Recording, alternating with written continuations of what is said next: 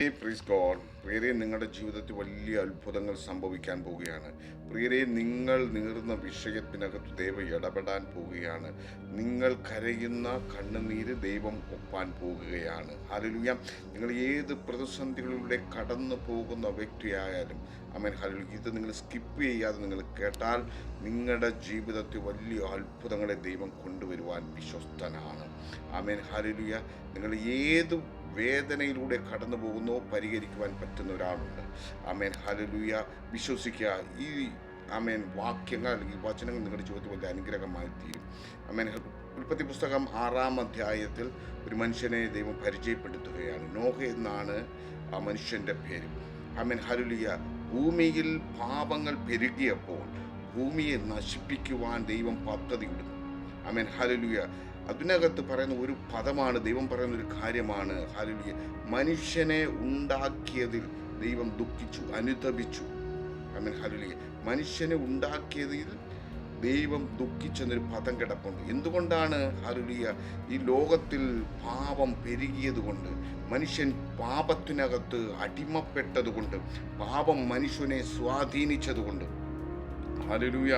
എന്നെ കേൾക്കുന്ന ദൈവത്തിൻ്റെ മക്കളെ, ഹല്ലേലൂയ, ആമേൻ, ഹല്ലേലൂയ. അതുകൊണ്ട് ആ ഭൂമിയെ അല്ലെങ്കിൽ ആമേൻ മനുഷ്യനെ സകലത്തിനെയും നശിപ്പിക്കുവാൻ ദൈവം പദ്ധതിയിടുമ്പോൾ അതിൽ ഒരുവനെ ദൈവം കണ്ടു. Amen hallelujah. ആ മനുഷ്യൻ്റെ പേരാണ് നോഹ എന്ന് പറയുന്നത്. അത്രയും ജനം പാപത്തിനകത്ത് കുരുങ്ങിപ്പോയപ്പോൾ, അത്രയും ജനം പാപത്തിൽ പിടിക്കപ്പെട്ടപ്പോൾ, ആമേൻ ഹല്ലേലൂയ, നീതിമാനായ നിന്ന ആമേൻ ഹല്ലേലൂയ ഒരു മനുഷ്യനാണ് നോഹ. ഹല്ലേലൂയ. അവന് ദൈവത്തിൻ്റെ ആമേൻ ഹല്ലേലൂയ കൃപ ലഭിച്ചു. കൃപ ലഭിക്കണമെങ്കിൽ എന്ത് ചെയ്യണം? പാപത്തിൽ നിന്നും മാറി നടക്കണം. ഹല്ലേലൂയ. ആമേൻ. അനീതിയിൽ നിന്നും മാറി നടക്കണം. ഹല്ലേലൂയ. അതുകൊണ്ട് എന്നെ കേൾക്കുന്ന ദൈവത്തിൻ്റെ മക്കളെ, നിങ്ങളെ പാപത്തെ സ്വാധീനിക്കുവാൻ നിങ്ങൾ അവസരങ്ങൾ കൊടുക്കരുത്. ഒരുപക്ഷെ നമ്മൾ വീണ് പോയവരായിരിക്കാം. ഒരുപക്ഷെ നമ്മൾ ആമേൻ ഹല്ലേലൂയ പാപത്തിന് അധീനതരായിരിക്കാം. ഹല്ലേലൂയ.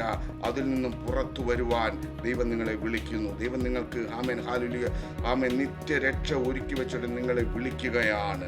എത്ര പേര് ഈ വചനത്തിന് കാതു കൊടുക്കുമെന്ന് എനിക്കറിയത്തില്ല. ഒരിക്കലും നിങ്ങൾക്ക് പുറത്തു വരുവാൻ കഴിയാത്ത നിലയിൽ ഒരിക്കലും നിങ്ങൾ ആമേൻ ഹല്ലേലൂയ ആ പാപത്തിൽ തന്നെ തുടരുകയാണെങ്കിൽ, ഹല്ലേലൂയ, എന്നാൽ അതിൽ നിന്നും പൊട്ടിപ്പുറപ്പെടേണ്ട സമയം അടുത്തിരിക്കുന്നു. അതിൽ നിന്നും പുറത്തു വരേണ്ട സമയം അടുത്തിരിക്കുന്നു.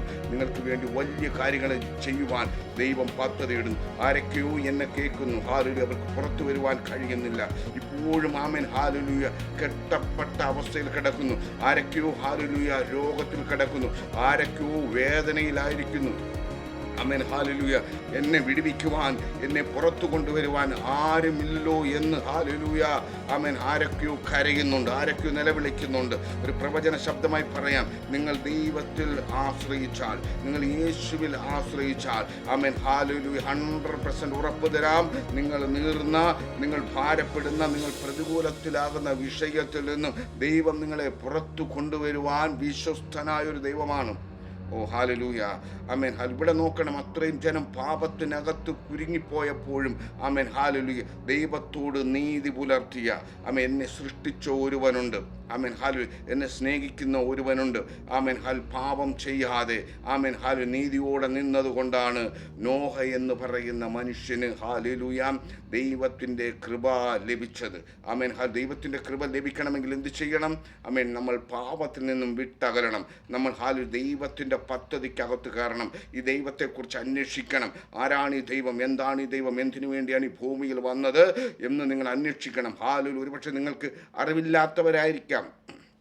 അതുകൊണ്ട് എന്നെ കേൾക്കുന്ന ദൈവത്തിൻ്റെ മക്കളെ, ഇന്ന് ഹല്ലേലൂയ നിങ്ങൾക്ക് ദൈവത്തിൻ്റെ നീതി ലഭിപ്പാൻ, ദൈവത്തിൻ്റെ കൃപ ലഭിപ്പാൻ, ഈ ദൈവത്തോട് ചേർന്ന് ചെല്ലാൻ നിങ്ങൾ വിശ്വസ്തരാണെങ്കിൽ, നിങ്ങൾ നീറുന്ന, നിങ്ങൾ ഭാരപ്പെടുന്ന, നിങ്ങൾ പ്രതികൂലത്തിലാകുന്ന, നിങ്ങൾ പ്രതിസന്ധിയിലാകുന്ന, നിങ്ങൾ വിഷമത്തിലാകുന്ന ആ പ്രതികൂലത്തെ എടുത്തു മാറ്റുവാൻ എൻ്റെ ദൈവം വിശ്വസ്തനാണ്.